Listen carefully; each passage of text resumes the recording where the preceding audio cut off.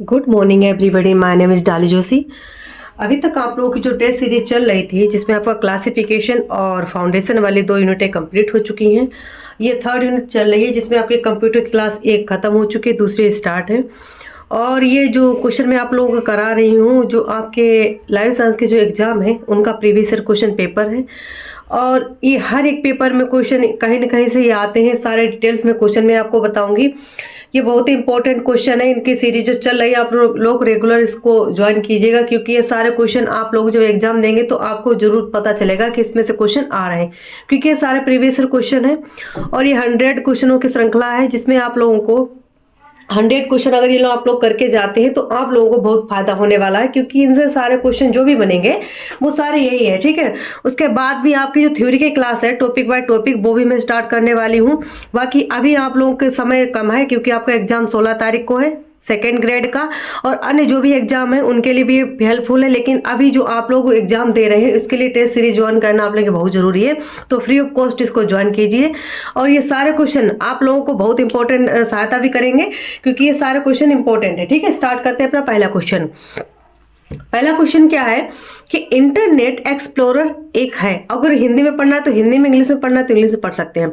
Internet explorer is the, internet explorer क्या है? Server software, client server software, या translator software, या all of the above. देखिए, जो हमारा इंटरनेट एक्सप्लोरर है ये क्या है? तो इंटरनेट एक्सप्लोरर क्या है? हमारा वेब ब्राउजर है। क्या है? एक वेब ब्राउजर है। ठीक है, इसमें क्या होता है, अगर पूछा जाए कि इसको किसके द्वारा विकसित किया गया, देखिए सबसे पहले इंटरनेट एक्सप्लोरर क्या है? Internet explorer, internet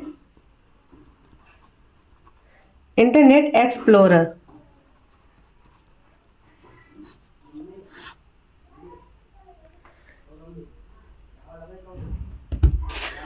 internet explorer.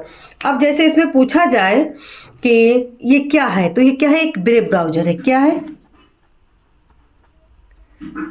Internet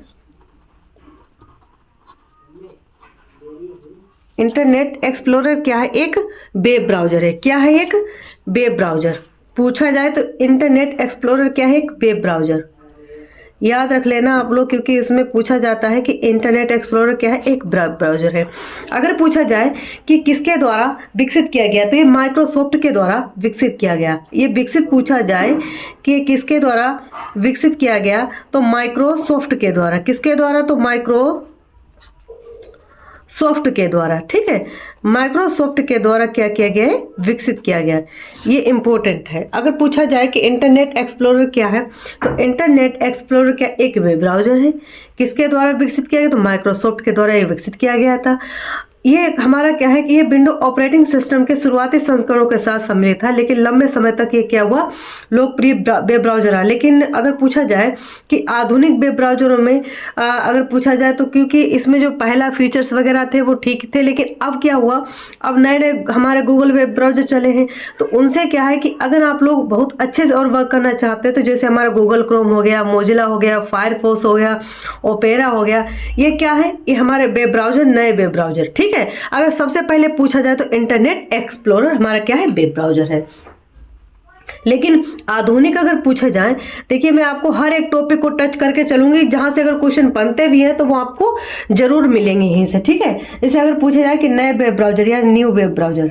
ठीक है, अगर न्यू ब्राउजर की बात करें तो सबसे पहले अगर जैसे मैंने आपको बताया कि इंटरनेट एक्सप्लोरर, लेकिन अगर अब के आधुनिक या न्यू वेब ब्राउजर पूछे तो जैसे गूगल क्रोम हो गया, हमारा क्या हो गया? Google Chrome. ठीक है, गूगल क्रोम।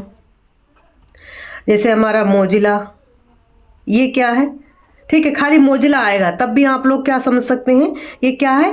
वेब ब्राउजर है। ठीक है, मोजिला फायरफॉक्स। ठीक, ओपेरा, ये क्या है? वेब ब्राउजर है। इनसे क्या होता है, ये हमारे वेब ब्राउजर अधिक सुरक्षित है और तेज गति से, ठीक है, तेज गति से कार्य करते हैं। उसके बाद समझिए जैसे जो हमारे वेब ब्राउजर हैं, अगर पूछा जाए कि इनके लाभ क्या क्या हैं, ठीक है, इनसे क्वेश्चन बनते हैं, तो हमारे क्या होती है, एक तो सुरक्षा होती है। आधुनिक जो वेब ब्राउजर होते हैं उनसे क्या होती है, सुरक्षा मिलती है। और उनमें जो भी ऑनलाइन जैसे हमारे जो भी अपने वर्क करते हैं तो उनमें क्या होता है, खतरों से हमें बचाता है। कौन बचाता है, तो वेब ब्राउजर बचाता है।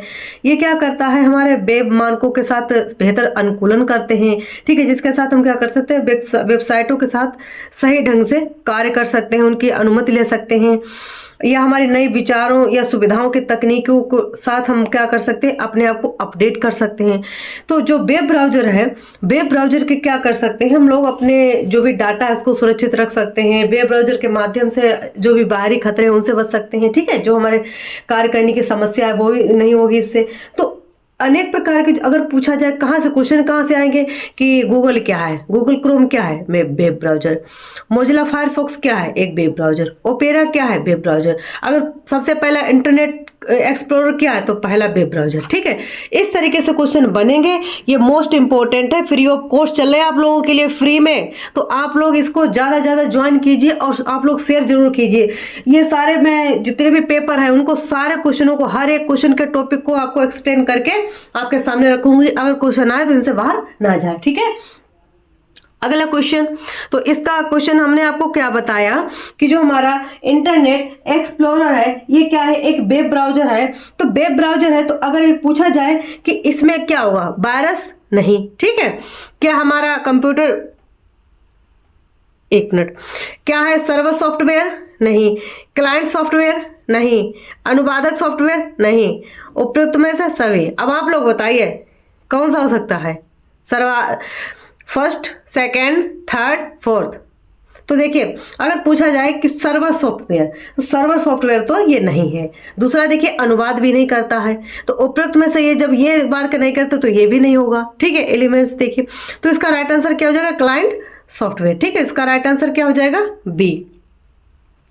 अब देखिए अगर पूछा जाए कि जो हमारे, जैसे मैंने आप लोगों को बताया, अगर वेब ब्राउजर से क्वेश्चन आता है तो आप लोग वेब ब्राउजर के जितने वेब ब्राउजर हैं उनको जरूर एक बार, उनकी जो लिस्ट आती है ना, सर्च कर लेना, तो उनको जरूर पढ़ लेना, ठीक है। जहां से मुझे लगेगा कि क्वेश्चन आप लोगों को सर्च करना चाहिए वो भी मैं आपको बताती जाऊंगी, और जितना मुझसे हो सकता है उतना एक्सप्लेन कर दूंगी, ठीक है। अगला क्वेश्चन देखिए, question number 32। Question number 32, bug का तात्पर्य है, ठीक है। व्हाट इज द बग क्या है, कंप्यूटर वायरस, कंप्यूटर विन्यास में त्रुटि, या प्रोग्रामिंग में त्रुटि, या उपयुक्त में से कोई नहीं। Computer virus, error in computer infection, error in programming, या नॉन अवेलेबल। तो इसका राइट आंसर क्या हो जाएगा। देखिए जब मैं क्वेश्चन का आंसर दूं उससे पहले आप लोग क्वेश्चन का अपना देखिए कि आपका लेवल कितना है, ठीक है, क्योंकि ये क्वेश्चन आएंगे तो उनसे आप लोग बाहर नहीं हो सकते, ठीक है। तो बाहर ना होने की वजह से आप लोग जितने क्वेश्चन हो रहे हैं ये उससे बाहर नहीं जाएगा, क्योंकि ये सारे पेपर जो है प्रीवियस क्वेश्चन है। तो देखिए जो बग क्या है, बग का मतलब क्या होता है, बग का मतलब होता है प्रोग्रामिंग में त्रुटि। तो प्रोग्रामिंग में त्रुटि का मतलब क्या है, प्रोग्रामिंग में त्रुटि, राइट आंसर सी, ठीक है। क्योंकि हमारे जो भी एरर होते हैं प्रोग्रामिंग में वो हमारे क्या कहलाते हैं, बग कहलाते हैं। तो इसका राइट आंसर क्या हो जाएगा, सी, ठीक है। अगला question, question number 33। Question number 33, Pentium 4 corporation द्वारा विकसित किया गया था। Pentium 4 in introduce by corporation, ठीक है।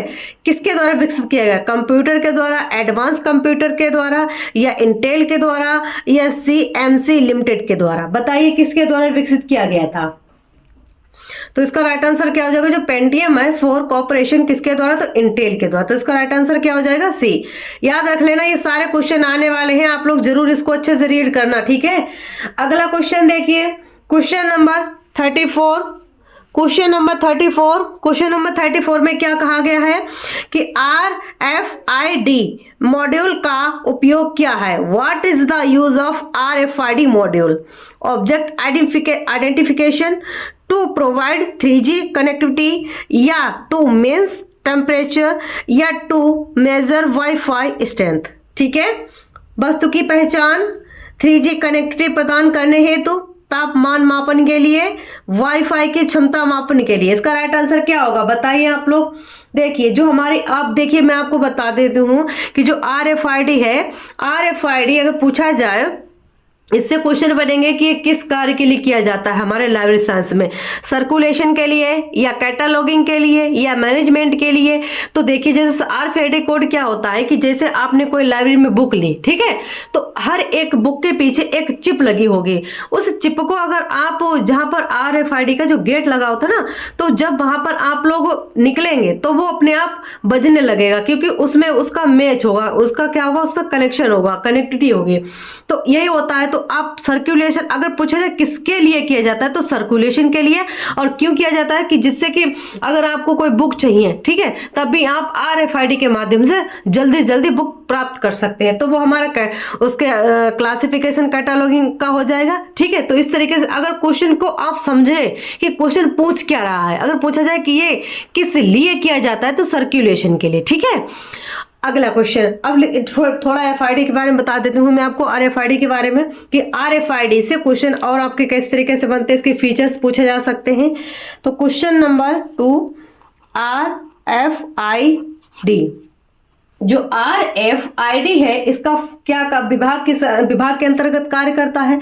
अगर इसका विभाग पूछा जाए, ठीक है, तो सर्कुलेशन के अंतर्गत। किसके अंतर्गत? सर्कुलेशन के अंतर्गत, ठीक है। सर्कुलेशन के अंतर्गत क्या करता है, ये विभाग के अंतर्गत कार्य करता है। सारे क्वेश्चन मैं आपका ज्यादा टाइम भी नहीं लूंगी, और जहां से क्वेश्चन बन रहे वो सारे मैं आपको करा रही हूं, ठीक है। अगर पूछा जाए कि इसके मुख्य घटक क्या है, अगर घटक इसके पूछा जाए, इसे एलिमेंट, ठीक है, एलिमेंट, अगर एलिमेंट पूछे जाए तो इसके एलिमेंट क्या क्या है, जैसे सबसे पहले जैसे इसका आ जाएगा टैग, ठीक है, टैग्स हो गए, हमारे रीडर्स हो गए, ठीक है, टैग, रीडर्स और सेंसर, ठीक है। टैग, रीडर्स, सेंसर, एंटीना,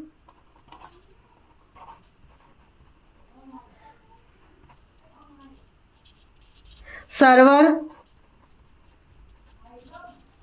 क्या है, tags, readers, sensor, antenna, server.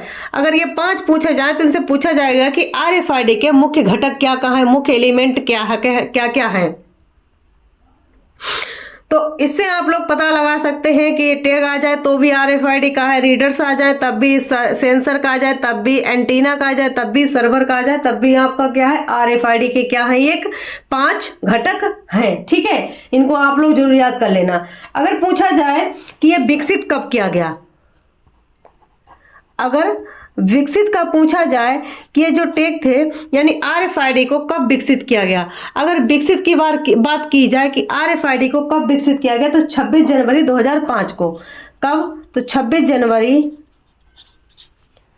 2005 को क्या किया गया, विकसित किया गया। किसके द्वारा? तो मार्क रोजेट के द्वारा। किसके द्वारा? मार्क रोजेट के द्वारा विकसित किया गया, ठीक है। अगर पूछा जाए कि ये किस किस विभाग में यूजफुल है, अब लोग जैसे क्वेश्चन मैंने आप लोगों को बताया था ना कि अगर पूछा जाए किस किस विभाग ये कार्य कर सकता है, यूजफुल है, तो अगर सर्कुलेशन नहीं आता तो आप कंफ्यूज ना हो, तो वो भी मैं विभाग लिखा देती हूँ कि अगर RFID से क्वेश्चन आएगा तो इससे बाहर नहीं जाएगा। ये सारे प्रीवियस क्वेश्चन है, टैग से भी पूछे गए, किसके कौन कौन से टैग है, तो आप लोग याद कर लेना। किस विभाग के अंतर्गत कार्य करता है? सर्कुलेशन के अंतर्गत कार्य करता है, ठीक है। उसके बाद अगर पूछा जाए कि RFID फुल फॉर्म क्या है, तो रेडियो फ्रिक्वेंसी आइडेंटिफिकेशन, ठीक है, इसकी फुल फॉर्म है। वहीं पूछा जाए कि इसके, अगर पूछा जाए कि ये किस किस विभाग के अंतर्गत कार्य कर सकता है, अगर इसके विभाग पूछे जाए, ठीक है, विभाग में यूजफुल है, किस किस विभाग में ये यूजफुल है, तो देखिए जैसे हमारा आ जाए सर्कुलेशन सर्विस, किसके लिए बताया था मैंने आपको, circulation service, circulation service, reference service,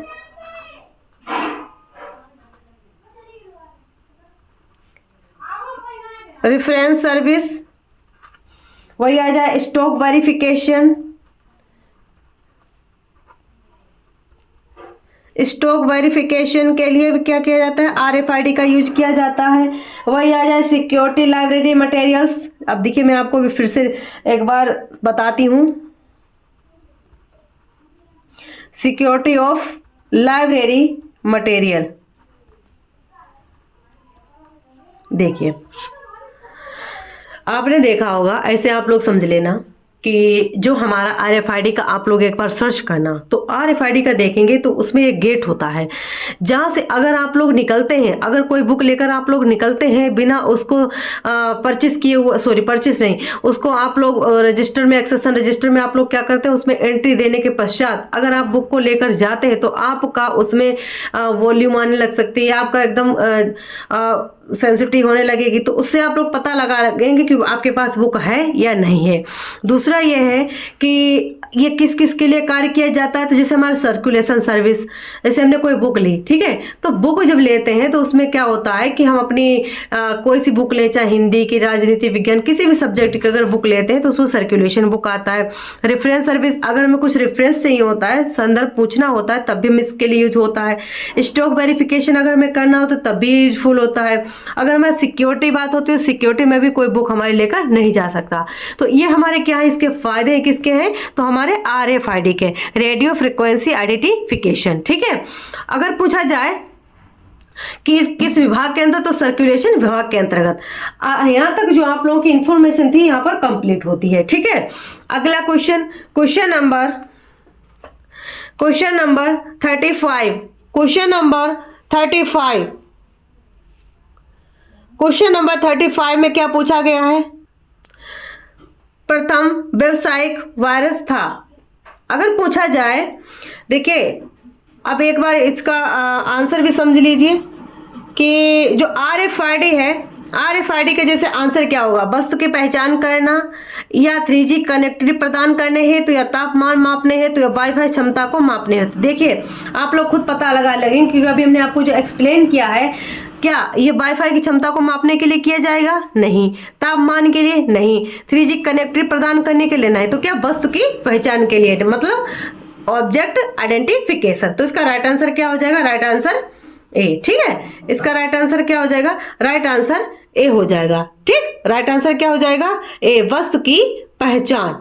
ये क्या है, हमारा RFID के मॉड्यूल्स। ठीक है, तो इसका राइट आंसर क्या हो जाएगा, वस्तु की पहचान। अगला question, question number 35, question number 35 में क्या पूछा गया है, प्रथम व्यावसायिक वायरस था। प्रथम व्यावसायिक वायरस था, कौन सा था, हैप्पी बर्थडे, 30वां, ram drops, brain, Yankee Doodle. तो देखिए, the first commercial virus was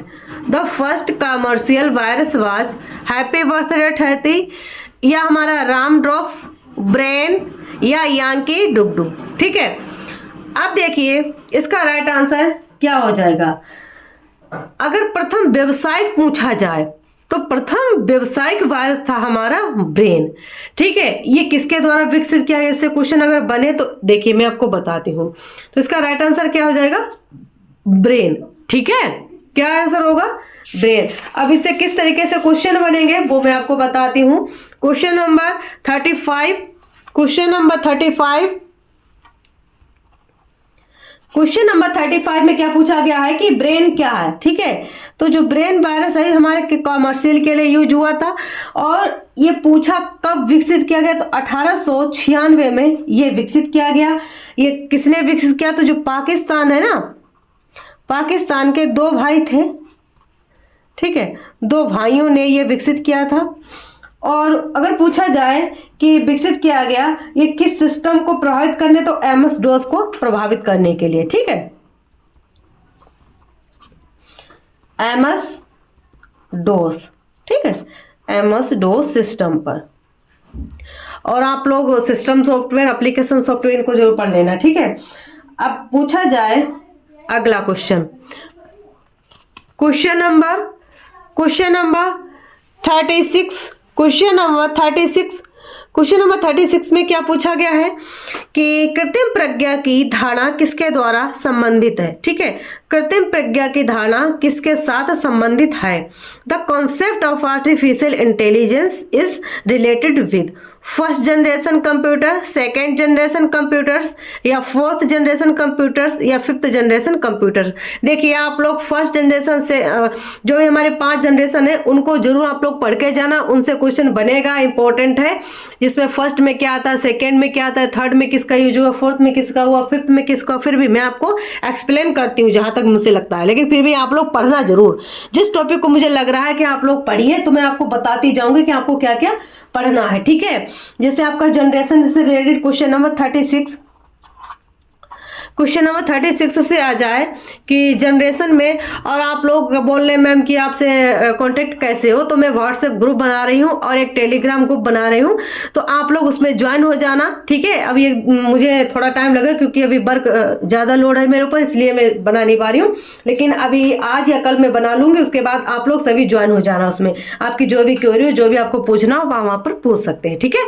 देखिए क्वेश्चन नंबर 36 में जैसे मैंने आपको बताया कि पीढ़ी से रिलेटेड, कि प्रथम पीढ़ी में क्या आया, ठीक है, प्रथम पीढ़ी में क्या आया, सेकेंड द्वितीय पीढ़ी में क्या आया, ठीक है, सेकेंड पीढ़ी में, ठीक है, थर्ड पीढ़ी में, वही फोर्थ पीढ़ी में क्या आया, ठीक है, और फिफ्थ पीढ़ी में क्या है। इस तरीके से आप लोग क्या करें, याद करें।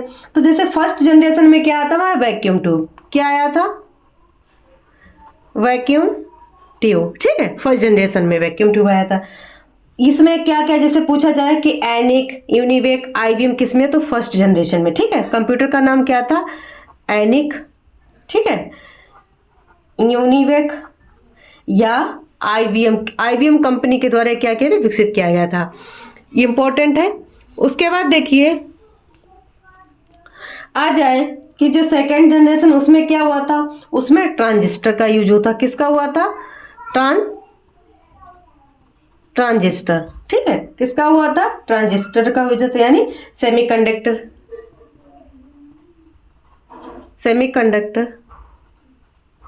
ठीक है। वही अगर पूछा जाए कि थर्ड जनरेशन में क्या हुआ, तो आईसी का, ठीक है, आईसी जो हमारी इंटीग्रेटेड सर्किट वाली चिप होती है, ठीक है।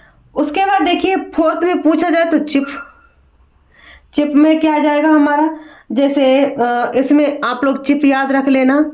और उसके बाद जो फोर्थ जनरेशन में क्या, वेरी लार्ज इंटीग्रेटेड सर्विस, ठीक है, VLSI किस में आता है, फोर्थ जनरेशन में। फिफ्थ में तो ultra large, ULSI, ultra large scale integrated, ठीक है। सबसे पहले देखिए, सबसे पहले अगर पूछा जाए कि फर्स्ट जनरेशन में क्या आया, तो वैक्यूम ट्यूब, ठीक है, वैक्यूम ट्यूब। अगर पूछा है कि पहले कंप्यूटर का नाम क्या था, एनिक, यूनिक, और किस कंपनी के द्वारा, तो आईबीएम कंपनी के द्वारा। और पूछा जाए कि सेकेंड जनरेशन में तो ट्रांजिस्टर, ये क्या होता है, सेमीकंडक्टर। तीसरा देखिए उसमें चिप का यूज हुआ। फोर्थ में देखिए जो हमारी वेरी लार्ज इंटीग्रेटेड सर्किट, ठीक है, इंटीग्रेटेड सर्किट इसमें, तो वेरी लार्ज इंटीग्रेटेड सर्किट। और जो फिफ्थ थी उसमें क्या हुआ, अल्ट्रा लार्ज इंटीग्रेटेड सर्विस। मतलब ये क्या हुई, इस चिप की जो पीढ़ियां होती है उसमें बढ़ती गई, तो हमारी फिफ्थ में क्या आया, ultra large scale integrated service. यहाँ तक क्वेश्चन आपको समझ में आया। उसके बाद यहाँ से आप लोग समझ लेना कि हमारे लैंग्वेज कौन कौन सी, फोरट्रान, कोबोल, बेसिक, ये हमारी लैंग्वेज होती है, इनको भी आप लोग पढ़ते जाना, क्योंकि जो फर्स्ट जनरेशन से अगर आप लोग पढ़ते हैं तो उनसे भी क्वेश्चन बनते। फिर भी मैं आप लोगों को कराती हूँ। देखिए जैसे प्रथम पीढ़ी में पूछा जाए, मुझे जहाँ तक लग रहा है मैं करा रही हूँ आप लोगों के लिए। देखिए जैसे प्रथम पीढ़ी आप सब लोग समझिए, ठीक है, यानी फर्स्ट जनरेशन,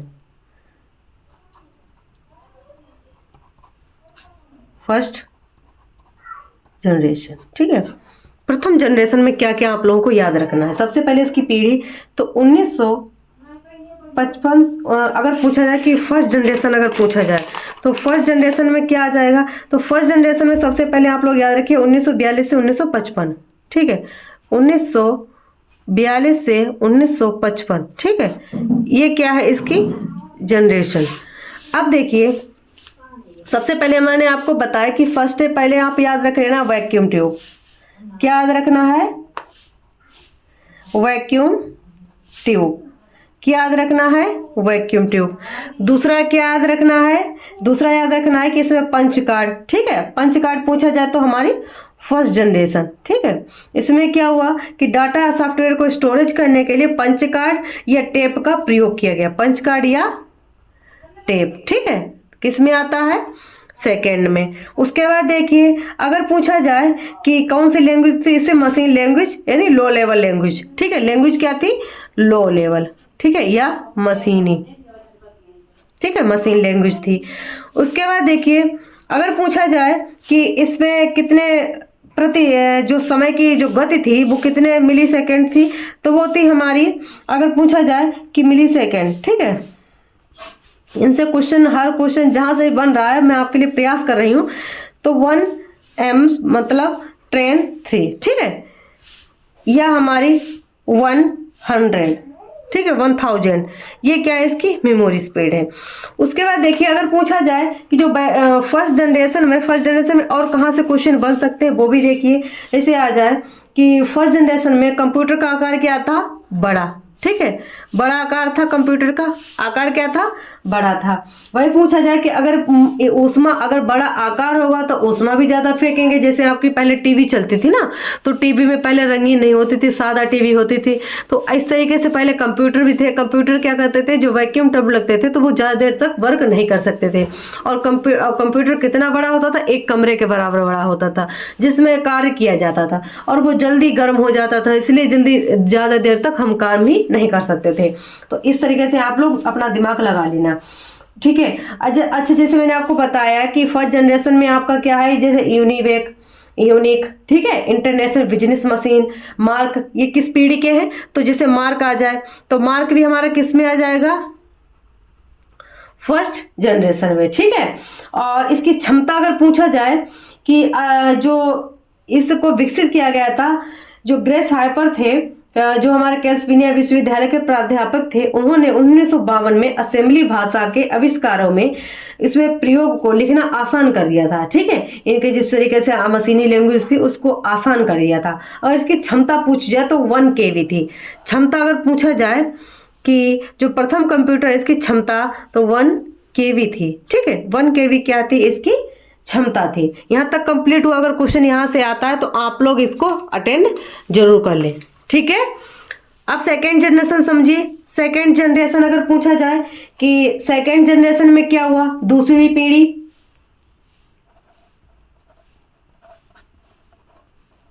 दूसरी पीढ़ी में क्या हुआ, दूसरी पीढ़ी कब आई, तो 1955 से 1964 में, 1955 से 1964, ठीक है। ये क्या है, सेकेंड पीढ़ी। इसके जहां से क्वेश्चन बन रहे हैं, मैं डिटेल्स में नहीं बता रही हूँ, जहां से क्वेश्चन बन रहे हैं मैं वही आपको बता रही हूँ कि अगर क्वेश्चन जनरेशन से आए तो आप बस जो मैं आपको बता रही हूँ बस इसको याद कर लेना, यहाँ से आ जाएगा क्वेश्चन, ठीक है। अगर पूछा जाए कि सेकेंड जनरेशन में तो जो हमारे वैक्यूम ट्यूब थे उनकी जगह पर क्या हुआ, सेमीकंडक्टर ट्रांजिस्टर का यूज, क्या हुआ, सेमीकंडक्टर ट्रांजिस्टर, ठीक है, किसका हुआ, तो ट्रांजिस्टर का प्रयोग हुआ, किसमें, सेकेंड जनरेशन में। उसके बाद क्या हुआ, अगर पूछा जाए कि पहले से क्या हुआ, हल्के अपेक्षा का, तो यहाँ से क्वेश्चन बनेगा नहीं। दूसरा देखिए अगर पूछा जाए कि कंप्यूटर की दूसरी भाषा में, किस भाषा में, तो कंप्यूटर के लिए हाई लेवल लैंग्वेज यानी असेंबली लैंग्वेज तैयार की गई। पूछा जाए कि सेकेंड में क्या हुआ, तो असेंबली लैंग्वेज, ठीक है, असेंबली लैंग्वेज किस में, तो सेकेंड में, असेंबली लैंग्वेज तैयार की गई सेकेंड में, ठीक है। उसके बाद जो असेंबली लैंग्वेज क्या थी, भाषा के प्रयोग को लिखने के लिए, निमोनिक्स या कोड उपयोग के लिए, क्या याद रखने में क्या था, ये सरल था, ठीक है। सो अगर पूछा जाए कि तीसरा, आप समझिए जो मेन पॉइंट है वही मैं आपको बता रही हूँ कि सॉफ्टवेयर में कोबोल हो गया, फोर्ट्रॉन हो गया, जैसे उच्च स्तरीय भाषाओं का विकास किसके द्वारा किया गया, तो IBM कंपनी के द्वारा, जिसको प्रोग्राम लिखना आसान और हो गया था, ठीक है। जो भी हमारे प्रोग्राम थे उनको लिखना क्या हो गया था, आसान हो गया था। तो ये हमारी क्या थी, जैसे हमारी कोबोल हो गई, ठीक है, फोर्ट्रॉन हो गई, ठीक है, कोबोल हो गई, फोर्ट्रॉन हो गई।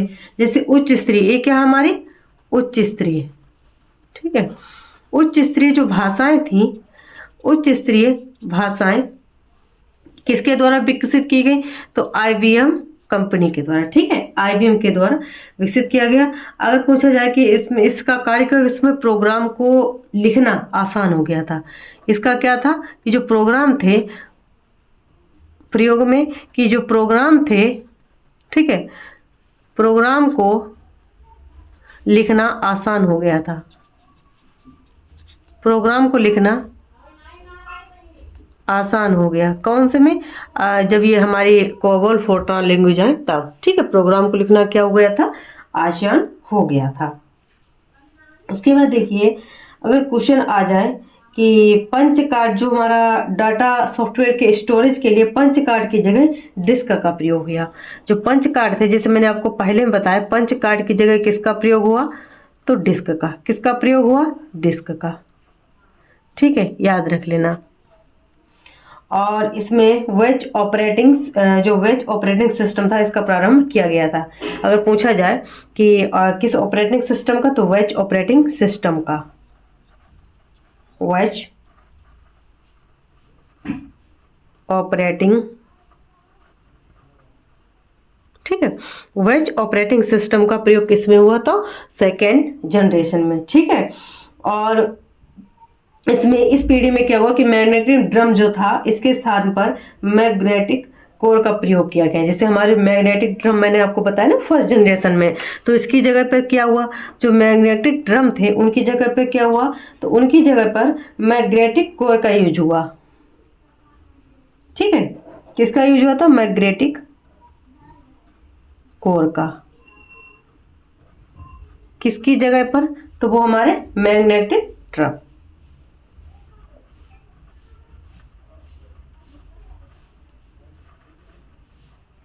ठीक है, इनकी जगह पर किसका प्रयोग हुआ, मैग्नेटिक कोर का, ठीक है, याद रख लेना। प्रयोग किसको हुआ, मैग्नेटिक कोर, किसकी जगह पर, तो मैग्नेटिक ड्रम की जगह पर, ठीक है। यहां तक आपका सेकेंड जनरेशन कंप्लीट हुआ। फिर से एक बार रिवीजन कर लीजिए। देखिए, जैसे सेकेंड जनरेशन मैंने आपको बताया कि जो सेकेंड जनरेशन है उसमें 1955 से 1964 तक, ठीक है। पूछा जाए कि जो इसमें वैक्यूम ट्यूब था फर्स्ट जनरेशन में, सेकेंड जनरेशन में सेमीकंडक्टर ट्रांजिस्टर का यूज हुआ। भाषा असेंबली लैंग्वेज, अगर पूछा जाए कि कोबोल फोर्ट्रान उच्च स्तरीय जो भाषाएं थी, इनका प्रयोग किसके द्वारा, तो IBM कंपनी के द्वारा। और जो भाषाएं विकसित की गई, इसमें जो टेक्स्ट वगैरह था उनको लिखना आसान हो गया था। इसमें क्या हुआ, पंच कार्ड की जगह पर डिस्क का यूज हुआ, ठीक है। ये किस प्रकार का सिस्टम है, तो वेज ऑपरेटिंग सिस्टम है। और जो पूछा जाए कि मैग्नेटिक कोर की जगह, जो हमारा अगर पूछा जाए कि मैग्नेटिक कोर किसकी जगह पर आया, तो हमारा मैग्नेटिक ड्रम की जगह पर, ठीक है। यहाँ तक क्वेश्चन आपका कंप्लीट हुआ। अगला क्वेश्चन, फिर भी आपकी जो थर्ड जनरेशन है वो भी आपको राय देती हूँ। जो 5 जनरेशन है, आपके क्वेश्चन अगर आता है तो आपका बाहर नहीं जाए, ठीक है। पूछा जाए तीसरा, ठीक है, तीसरी पीढ़ी। तीसरी पीढ़ी कब हुई, तो 1964 से 1975, ठीक है। 1964 से 1975 में कौन सी पीढ़ी हुई, तो तीसरी पीढ़ी हुई। तीसरी पीढ़ी में जैसे हमने आपको बताया कि पहले वैक्यूम ट्यूब, फिर ट्रांजिस्टर, उसके बाद चिप का प्रयोग हुआ। किसका प्रयोग हुआ, चिप का, ठीक है। किसका प्रयोग हुआ, चिप का। उसके बाद देखिए, जो हमारे इनकी जो क्षमता थी वो क्या हो गई थी, उच्च हो गई थी। अगर पूछा जाए कि जो उच्च स्तरीय भाषाएं फिर कौन सी यूज हुई, अगर भाषाएं पूछी जाए कि भाषाएं कौन सी यूज हुई, तो जैसे हमारी कौन कौन सी भाषा है, जैसे मैंने आपको उसमें कोबोल फोर्ट्रान बताई थी, इसमें कौन सी, पास्कल, ठीक है, पास्कल, बेसिक, ठीक है। पास्कल बेसिक का विकास हुआ किसमें, थर्ड जनरेशन में, ठीक है। थर्ड जनरेशन में किसका हुआ, पास्कल और बेसिक का। अगर इसमें आपको ये भी आ जाए कि इनको क्रम बाई आरोही क्रम में, अवरोही क्रम में लगाइए, तब भी आप लोग कर सकते हैं कि असेंबली लैंग्वेज, फिर फोर्ट्रान, फिर कोबोल, फिर उसके बाद पास्कल, फिर बेसिक। इस तरीके से आप लोग क्या कर सकते हैं, अरेंज कर सकते हैं। उसके बाद देखिए, इसमें आ जाए कि जो हमारी तीसरी पीढ़ी है, तीसरी पीढ़ी में गणना का समय कितने सेकंडों में किया गया, तो नैनो सेकंडों में, ठीक है, नैनो सेकंडों में मापा जाने लगा।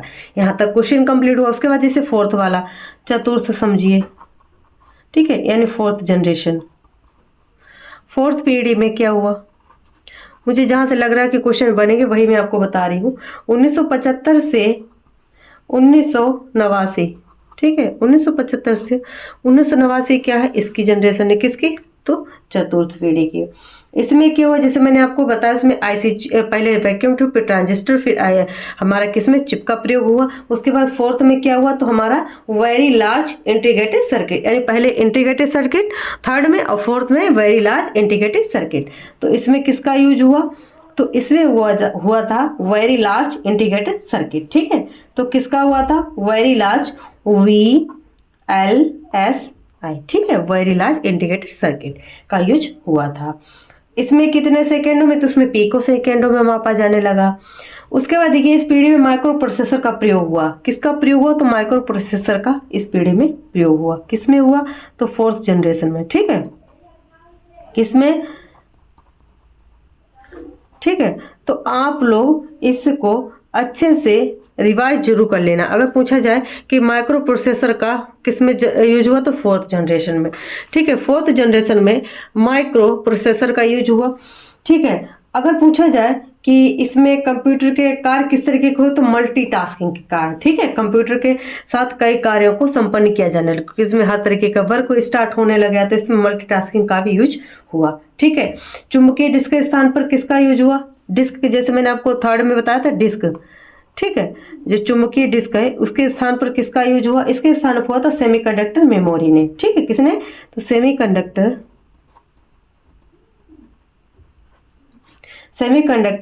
मेमोरी ने स्थान ले लिया, ठीक है। इसकी जगह पे किसने स्थान ले लिया, डिस्क की जगह पर सेमीकंडक्टर मेमोरी ने स्थान ले लिया।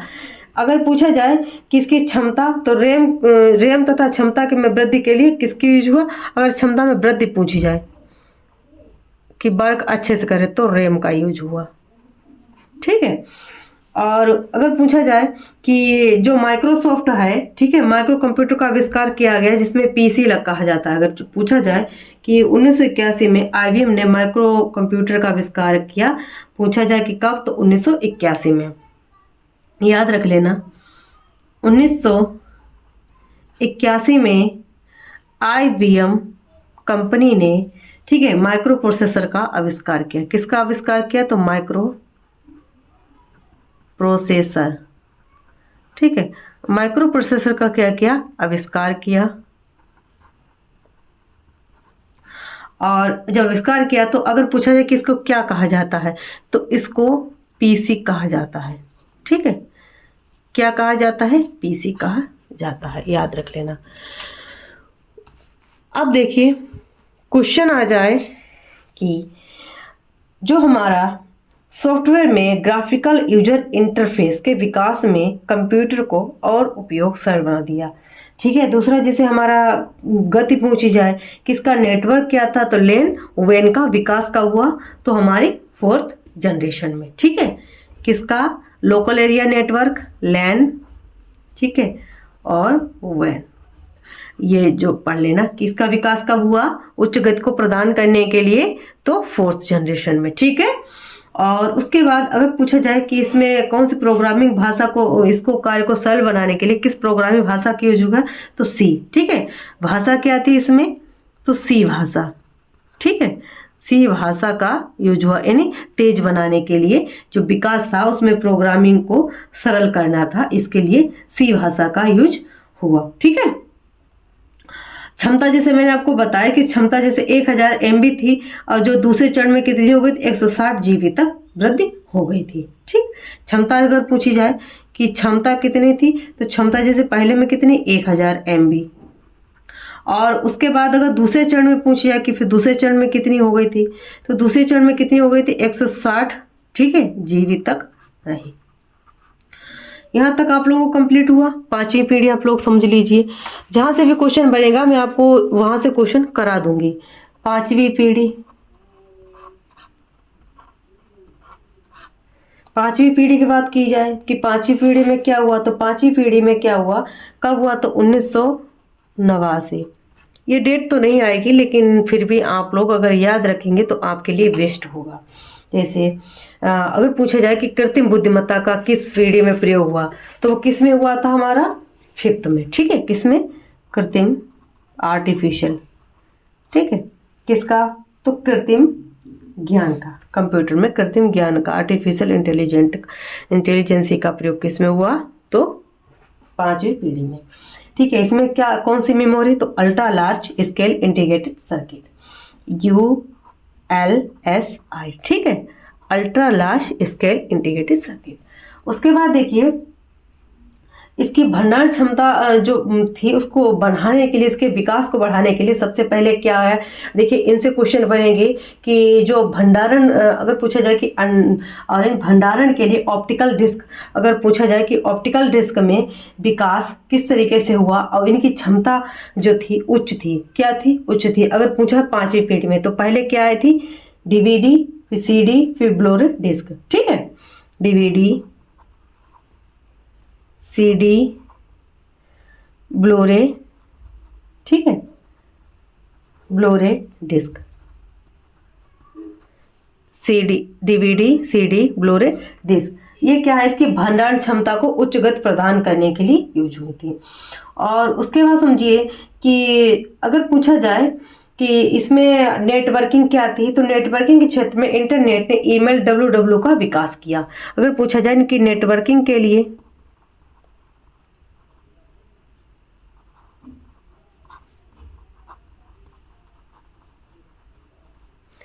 नेटवर्किंग के लिए इन्होंने किसका यूज किया, तो वो किया था हमारे ईमेल के द्वारा, ईमेल WWW। ये किस में हुआ, तो पांचवी पीढ़ी में। ठीक है, और इसमें अगर पूछा जाए तो मैग्नेटिक जो डब्बी मेमोरी थी उसकी भंडार क्षमता को बढ़ाने के लिए हुआ था। और उसके बाद जो पोर्टेबल PC जो डेस्कटॉप था, उसके PC ने कंप्यूटर को जीवन में लगभग प्रत्येक क्षेत्र से जोड़ दिया था। जो हमारा PC कंप्यूटर था उसने क्या किया था, प्रत्येक जो भी जोड़ थे उनको जोड़ दिया था। अब क्वेश्चन किस तरीके से बनेगा वो भी मैं आपको बताती हूँ। जैसे कंप्यूटर की बढ़ती क्षमता के अनुसार सही क्रम में लिखिए। ठीक है, जैसे कंप्यूटर की बढ़ती क्षमता, ठीक है, कंप्यूटर की बढ़ती क्षमता, क्वेश्चन यहाँ से बनेगा। आप लोग देखिए, जैसे पहले आएगा हमारा कार्ट्रिज। ठीक है,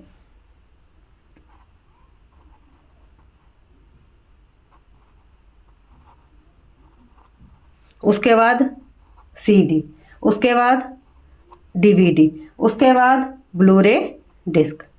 ठीक है, अब देखिए ऐसे अगर आप लोग याद रखेंगे तब भी आप लोगों को क्लियर होगा, क्योंकि अगर याद रखेंगे पहले C आएगा, फिर D आएगा, फिर उसके बाद ब्लूरे डिस्क। ऐसे आ जाए कि बढ़ती क्षमता सबसे पहले ये, फिर उससे ज़्यादा CD, फिर उसके ज़्यादा DVD, उसके बाद ब्लूरे डिस्क।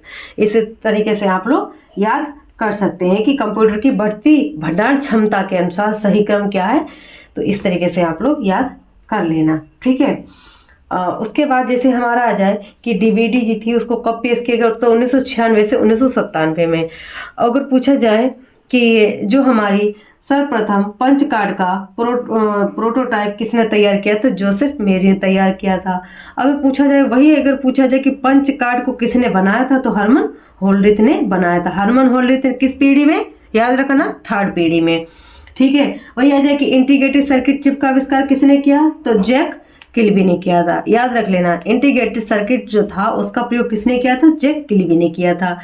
ठीक है, और आ जाए कि जो मिनी कंप्यूटर था उसका किस पीढ़ी में प्रयोग हुआ, तो 3री पीढ़ी में। जितने भी क्वेश्चन बन रहे वो आप लोग याद कर लेना। जैसे मैं आपको लिखा देती हूँ यहाँ पर आपके क्वेश्चन जिससे इम्पोर्टेंट होंगे। जैसे आ जाए कि मिनी कंप्यूटर नोट, ठीक है, जैसे मिनी कंप्यूटर किस पीढ़ी में आया, तो हमारी 3री पीढ़ी में। ठीक है, 3री पीढ़ी में मिनी कंप्यूटर आया। वही आ जाए कि माइक्रो कंप्यूटर क्या हुआ, ये पुस्तकालय। अगर पूछा जाए कि पुस्तकालय में कौन सा कंप्यूटर अधिक उपयुक्त है, तो माइक्रो कंप्यूटर। याद रख लेना, माइक्रो कंप्यूटर पुस्तकालय में अधिक उपयोग है। ठीक है, इंपॉर्टेंट है, आप लोग इसको अच्छे से रिवाइज जरूर कर लेना। जहां तक मुझे लगा वहां तक मैंने एक्सप्लेन किया है। ठीक है, बाकी आप लोग एक बार जरूर रिवाइज कर लेना। अगला क्वेश्चन देखिए, क्वेश्चन नंबर पीडी से रिलेटेड कंप्लीट हुआ, जैसे कृत्रिम प्रज्ञा, इसमें आर्टिफिशियल इंटेलिजेंस का पूछा गया, तो वो हमारी कौन सी हो जाएगी, 5वीं पीढ़ी। ठीक है, तो इसका राइट आंसर क्या हो जाएगा, डी। अगला क्वेश्चन देखिए, क्वेश्चन नंबर 37। क्वेश्चन नंबर 37, इसमें क्या पूछा गया है कि लिवसिस सॉफ्टवेयर किसके संचालन के लिए है, यानी लिवसिस is a software for automation of. जो लिवसिस सॉफ्टवेयर है, लिवसिस सॉफ्टवेयर किसके द्वारा विकसित किया गया या इसका संचालन किस लिए किया जाता है। तो जो हमारा लिवसिस सॉफ्टवेयर है, इसका राइट आंसर क्या हो जाएगा, पुस्तकालय क्रियाकलापों के लिए, औद्योगिक क्रियाकलापों के लिए, हॉस्पिटल से संबंधित क्रियाकलापों के लिए, उपयुक्त में से कोई नहीं।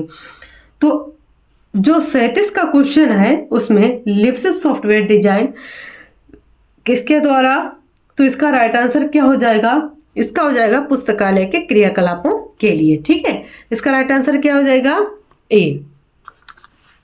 पुस्तकालय के क्रियाकलापों के लिए इसका यूज होता है, किसका, लिवसिस सॉफ्टवेयर का। अगर पूछा जाए किसके द्वारा डिजाइन किया गया, तो लाइब्रेरी ऑटोमेशन सिस्टम के द्वारा ये क्या किया गया था, डिजाइन किया गया था।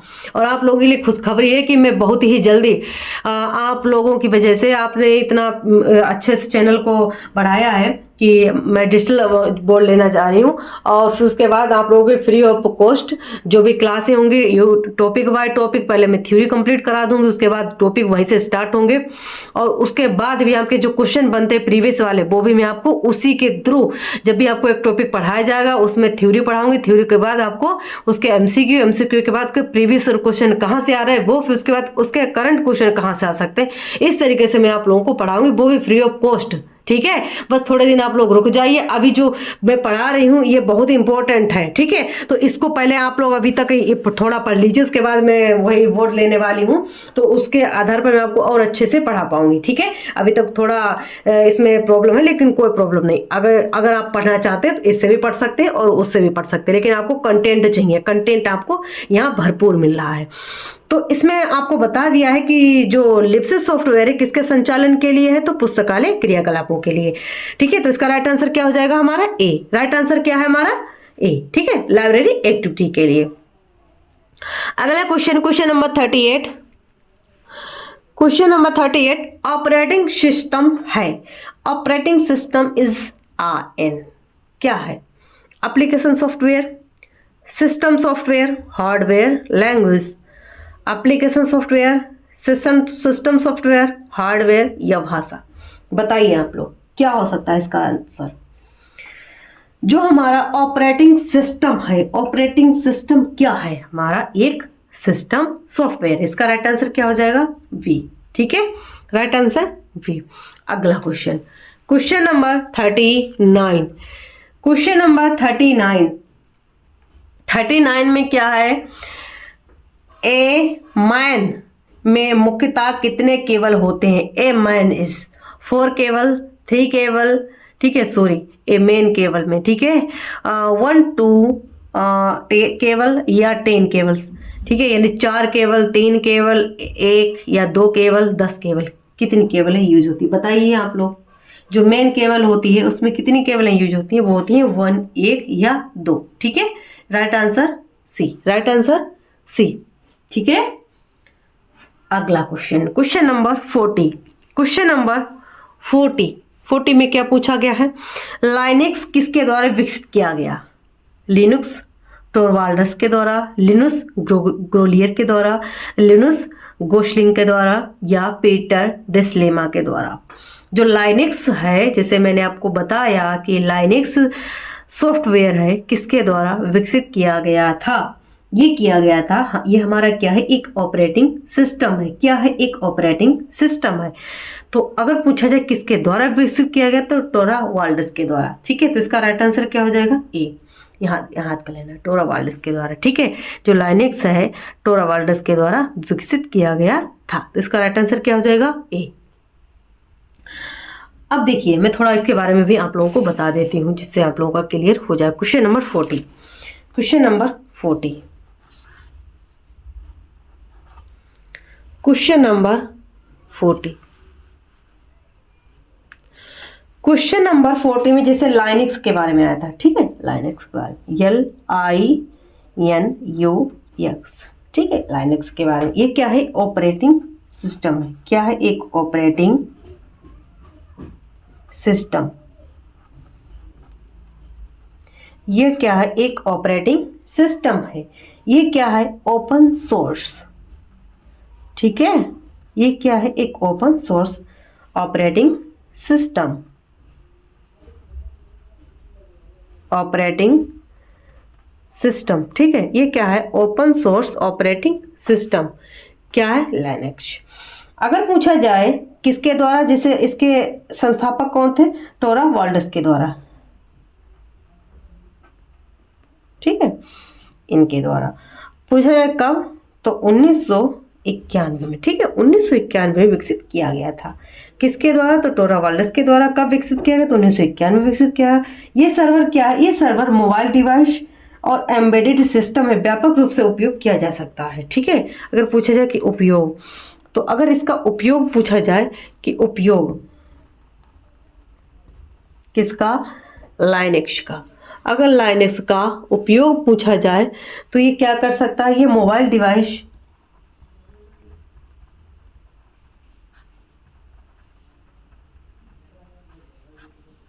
ये मोबाइल डिवाइस और एम्बेडेड सिस्टम हुआ एम्बेडेड सिस्टम, ठीक है, मोबाइल डिवाइस या एम्बेडेड सिस्टम में व्यापक रूप से उपयोग किया जा सकता है। व्यापक रूप से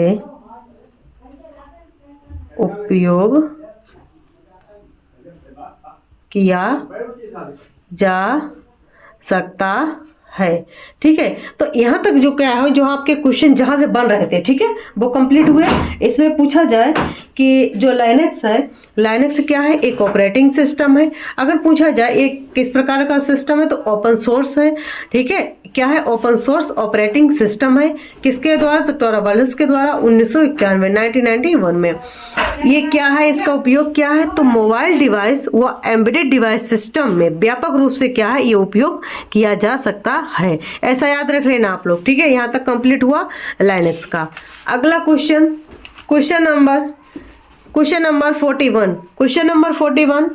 क्वेश्चन नंबर 41 में क्या कहा गया है? क्वेश्चन नंबर 41 में FAQ का क्या अर्थ है? FAQ stand for frequently asked questions, frequently asked questions, या फ्रिक्वेंटली एडेड क्वेश्चंस, या फ्रिक्वेंटली एडवाइज्ड क्वेश्चंस। यानी अक्सर पूछे जाने वाले प्रश्न, या अक्सर उत्तर दिए जाने वाले प्रश्न, अक्सर जोड़ा गया प्रश्न, या अक्सर सलाह देने वाले प्रश्न। इसका राइट आंसर क्या हो जाएगा? आप लोग जैसे मैं आप लोगों को बता रही हूँ उसी तरीके से आप लोग भी आंसर कीजिए, ठीक है।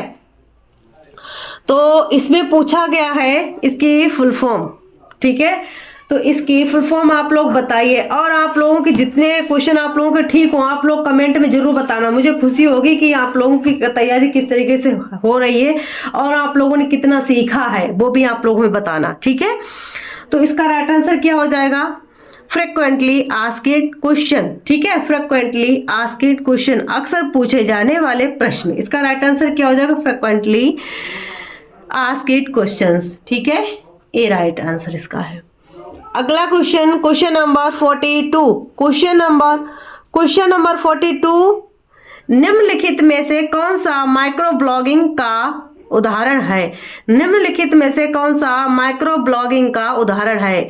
WordPress, blog spot, live journal, Twitter. WordPress, blog spot, live journal, Twitter. ये क्या है? Micro blogging. देखिए माइक्रो ब्लॉगिंग से क्वेश्चन बनेंगे तो आप लोग प्लीज जो ब्लॉगिंग वाले हैं, ठीक है, कौन कौन से सोशल नेटवर्किंग साइटें हैं इनसे क्वेश्चन आ सकता है। ब्लॉगिंग कौन कौन से है? तो माइक्रो ब्लॉगिंग के बारे में पूछा गया है। क्या वर्डप्रेस है माइक्रो ब्लॉगिंग? या ब्लॉग स्पॉट, जनरल लाइव या ट्विटर। तो ना तो वर्ड स्पेस है, ना ही ब्लॉग स्पॉट है, ना ही लाइव जर्नल। इसका राइट आंसर क्या हो जाएगा? D, Twitter. ठीक है, ट्विटर क्या है? माइक्रो ब्लॉगिंग का एक उदाहरण है। ठीक है, माइक्रो ब्लॉगिंग क्या है? ट्विटर का एक उदाहरण है। अगला question, question number 34, question number 43। Question number 43 में क्या पूछा गया है? जेपीआई। ठीक है, जेपीईजी का अर्थ है, जेपीईजी स्टैंड फॉर। देखिए फुल फॉर्म जो आती है ना, फुल फॉर्म भी आप लोग रिवाइज कर लेना, क्योंकि फुल फॉर्म से क्वेश्चन बनेंगे तो 2 क्वेश्चन तो बनेंगे ही फुल फॉर्म से, उसका आप लोग रिविजन जरूर कर लेना। ठीक है, अब देखिए इसमें पूछा जाए कि जेपीईजी स्टैंड फॉर क्या है? Joint photograph expert group, joint photograph explaining group, joint photo state extending group या joint picture expert group. Right answer क्या हो जाएगा? 43 का राइट आंसर क्या हो जाएगा? तो हमारा हो जाएगा joint photograph expert group. Right answer क्या हो जाएगा? ए, ज्वाइंट फोटोग्राफ एक्सपर्ट ग्रुप। ठीक है, राइट आंसर ए। अगला question, question number 44। Question number 44 में क्या है? एक बात और, अगर आप लोग जैसे हिंदी पढ़ते हैं, ठीक है, तो आप लोग अगर उसमें हिंदी में आंसर नहीं निकल रहा है तो आप लोग इंग्लिश में भी आंसर उसका एक बार रिवीजन में देख लेना, क्योंकि हो सकता है आपको हिंदी में ना पढ़ा हो तो इंग्लिश में पढ़ा हो, तो ऐसे आप लोग याद कर सकते हैं। अब देखिए क्वेश्चन नंबर 44, निम्नलिखित में से कौन सा प्रतीक फ्लो चार्ट का उपयोग जोड़ने, घटाने, गुणा करने और विभाजित करने की सभी अंकगणितीय प्रक्रियाओं को इंगित करने के लिए किया जाता है? Input output device, terminal, processing, निर्णय। यानी the which of the following symbols in a flow chart are used to indicate all arithmetic process of adding, हाँ ठीक है, adding, subtracting, multiplying and dividing। तो इसमें क्या है? Input output device, terminal, processing या डिसीजन। तो इसमें देखिए अगर 44 का क्वेश्चन पूछा जाए तो इसका राइट आंसर क्या हो जाएगा? प्रोसेसिंग। ठीक है, क्योंकि हम भी जैसे मान लीजिए हम गुणा, जोड़, घटाना यानी प्लस माइनस, डिवाइड, मल्टीप्लाई जो भी करते हैं वो क्या करते हैं? प्रोसेसिंग के लिए। ठीक है, तो इसका राइट आंसर क्या हो जाएगा? प्रोसेसिंग के लिए, सी आंसर। अगला question, question number 45। Question number 45, mouse प्रयोग किया जा सकता है। Mouse can be used with CDS, ISIS, solve, Both CDSIS and solve, none of the above। देखिए यहां से क्वेश्चन अगर बना है, किस तरीके से क्वेश्चन बनेगा, तो जो माउस है, एक तो आप लोग याद रख लेना कि जो माउस है, जो माउस के द्वारा ये क्या है? माउस अगर पूछा जाए कि जो माउस है इनपुट डिवाइस है कि आउटपुट डिवाइस है कि टच पॉइंट है, ठीक है, या हमारा क्वेश्चन किसी तरीके से अगर बनता है, ठीक है, तो पॉइंटिंग डिवाइस, ठीक है, आउटपुट डिवाइस, इनपुट डिवाइस, याद कर लेना। इनपुट डिवाइस या तो क्वेश्चन आएगा या आउटपुट डिवाइस है या हमारा आउटपुट डिवाइस है, इन तीनों में से कहीं ना कहीं से क्वेश्चन जरूर टपकेगा, तो आप लोग इसको रिवाइज कर लेना जरूर। ठीक है, अगला क्वेश्चन, तो इसका 45 का आंसर क्या हो जाएगा? जो हमारा अगर माउस का प्रयोग किया जाता है वो किया जाता है हमारा CDSIS में और सोल सॉफ्टवेयर, यानी तीनों में कि दोनों में किया जाता है, CDSIS में भी और सोल में भी, क्योंकि पॉइंटिंग यानी माउस का प्रयोग दोनों में किया जाएगा। अगला question, question number 46। Question number 46 में क्या पूछा गया है? कंप्यूटर के भौतिक संघटकों को क्या कहते हैं? सॉफ्टवेयर, हार्डवेयर, ह्यूमनवेयर, उपयुक्त में से कोई नहीं।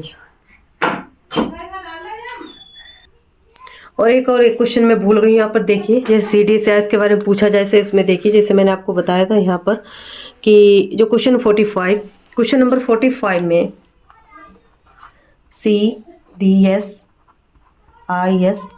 इनसे कोई इसकी फुल फॉर्म में बहुत मिस्टेक होती है बच्चों की, लेकिन आप लोग याद रखना करेक्ट आंसर क्या है? Computer documentation service. पहले क्या आएगा? सर्विस। ठीक है, computerise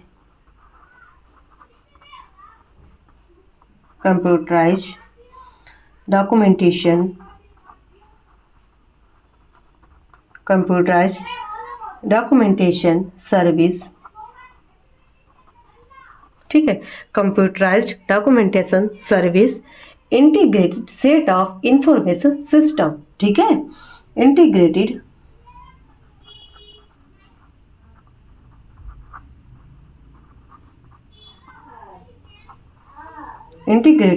set of information, integrated set of information system, ठीक है। कंप्यूटराइज्ड डॉक्यूमेंटेशन सर्विस, पहले आप लोग याद रख लेना सेवाएं, फिर उसके बाद सिस्टम, इतना याद रख लेना, आपको कंप्लीट हो जाएगा।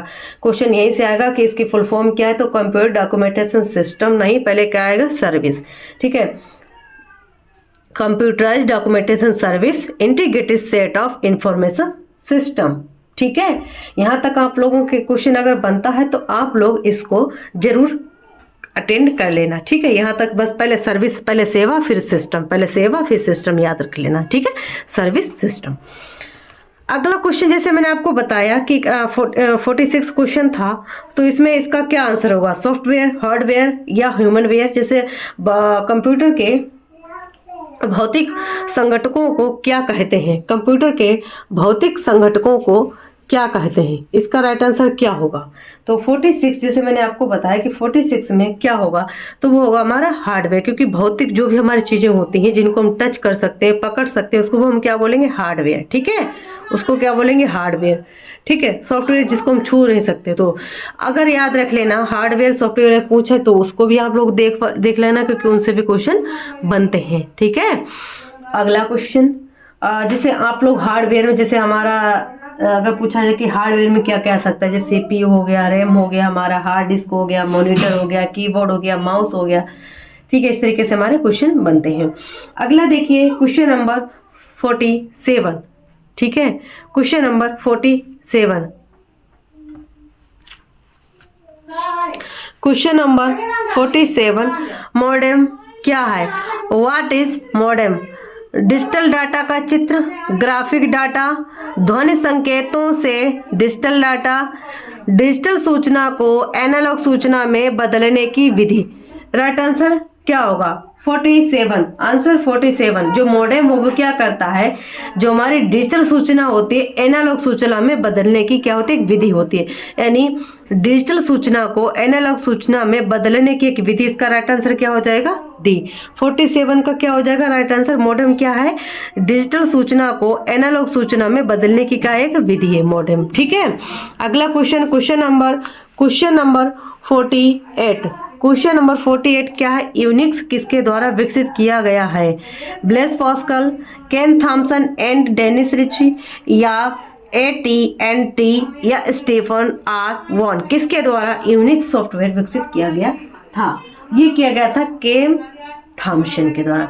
किसके द्वारा, केन थॉमसन और एंड डेनिस रिची के द्वारा। तो इसका राइट आंसर क्या हो जाएगा, बी। और कब किया गया, पूछा जाए कि कब किया गया, तो 1970 में। कब किया गया, 1970 में, ठीक है। क्वेश्चन नंबर 49, क्वेश्चन नंबर 49 में क्या पूछा गया है, क्वेश्चन नंबर 49, NIC का मुख्यालय कहाँ है, यानी निक का मुख्यालय कहाँ है। अब आप लोग बताना निक किसके द्वारा डेवलप किया है, किसका सॉफ्टवेयर है, ठीक है, आप लोग जरूर बताना हमें। तो जो निक है, निक क्या है, इसका मुख्यालय कहाँ है, वो है हमारा न्यू दिल्ली में, ठीक है। इसके बारे में आप लोगों में कमेंट में बताना है। राइट आंसर क्या हो जाएगा, बी, ठीक है, राइट आंसर क्या हो जाएगा, बी, न्यू दिल्ली में। द हेड क्वार्टर ऑफ निक इज सिटिल। अब कहाँ पर विकसित है, तो हमारा मुख्यालय कहाँ, हेड क्वार्टर न्यू दिल्ली में। सॉरी। अगला क्वेश्चन, क्वेश्चन नंबर 50, इंटरनेट क्या है, MAN, government network, commercial network only, globalisation of network. क्या है इंटरनेट, क्या है इंटरनेट, क्या है, एक world wide communication, information sharing, क्या है इंटरनेट, क्या है एक वर्ल्ड वाइड, ठीक है, क्या है वर्ल्ड वाइड यानी ग्लोबलाइजेशन ऑफ नेटवर्क यानी नेटवर्क का वैश्वीकरण। तो इसका राइट आंसर क्या हो जाएगा, इसका राइट आंसर हो जाएगा इसका, जैसे हमने आपको बताया कि इंटरनेट क्या है, एक क्या है मैन है या सरकारी नेटवर्क या केवल वाणिज्यिक नेटवर्क या नेटवर्क का वैश्वीकरण। तो ये हमारा क्या है नेटवर्क का वैश्वीकरण यानी ग्लोबलाइजेशन ऑफ नेटवर्क, ठीक है। तो इसका राइट आंसर क्या हो जाएगा डी, ठीक है, इसका राइट आंसर क्या हो जाएगा डी। यहाँ तक 50 क्वेश्चन कंप्लीट हुए। आज आपका टॉपिक है हार्डवेयर सॉफ्टवेयर, पढ़ के आना, input output input output device और उसके बाद पॉइंटिंग डिवाइस, इनको पढ़ के आना है आप लोगों को। और उसके बाद जैसे मैंने आपको बताया निक के बारे में पढ़ के आना है कि निक किसका सॉफ्टवेयर किसके द्वारा विकसित किया गया, ये क्वेश्चन बनेंगे और यहाँ से क्वेश्चन बनने के बहुत चांस है, जहां से बन रहे वो मैंने आपको कंप्लीट करा दिए हैं, ठीक है। और आप लोग बोल रहे कि मैम आपसे कांटेक्ट कैसे हो, तो टेलीग्राम ग्रुप और एक व्हाट्सएप ग्रुप वो मैं आज बना लूंगी, जिसमें आप लोगों को मैं उसमें ऐड कर लूंगी। और दूसरा यह है कि बहुत ही जल्दी हम डिजिटल बोर्ड लेने वाले हैं, उसमें आप लोगों को पढ़ाएंगे। बाकी अभी आप लोग, ठीक है, आप लोग ज़्यादा से ज़्यादा सपोर्ट कीजिए, जिससे मैं आप लोगों को बहुत अच्छे से पढ़ा सकूँ, जिसमें फिर आपको मैं थ्योरी पहले पढ़ाऊंगी, थ्योरी करने के पश्चात ही मैं आपको उसके MCQ, उसके बाद प्रीवियस क्वेश्चन और करंट क्वेश्चन कहाँ से आएंगे, थ्योरी बाय थ्योरी जो भी क्वेश्चन बनेंगे टॉपिक बाय टॉपिक कराऊंगी। दूसरा ये कराऊंगी कि आप लोगों को पेड में क्लासें नहीं दूंगी, वो भी फ्री में क्लासें चलेंगी। बस आप लोगों का सपोर्ट चाहिए मुझे, आप सपोर्ट कीजिए, ज़्यादा से ज़्यादा लाइक शेयर सब्सक्राइब जरूर करना। आप लोग जल्दी जल्दी शेयर करेंगे ना तो मेरा चैनल उतनी लोगों के पास जाएगा, जो पेड लोग ले रहे हैं ना उनको पेड लेने की आवश्यकता भी नहीं पड़ेगी। यहाँ से कंटेंट इतना अच्छा मिल रहा है आप लोगों के लिए कि अगर आप लोग इसको ही ज्वाइन करने के पश्चात पेपर जाते हैं देने के लिए, तो आप लोग पेपर एग्जाम जो भी क्वेश्चन बनेंगे वो यहीं से फंसेंगे, ठीक है। मैं हर एक क्वेश्चन को एक्सप्लेन कर रही हूँ, ज़्यादा टाइम भी नहीं खर्च हो रहा आप लोगों का, जितना टाइम आप लोग पढ़ेंगे उससे कम टाइम में मैं आपको सोल्व करा रही हूँ, ठीक है। यहीं तक आप लोगों को अगर चैनल अच्छा लग रहा है तो चैनल को आप लोग बढ़ाइए आगे, आपका ही चैनल है, ठीक है। धन्यवाद।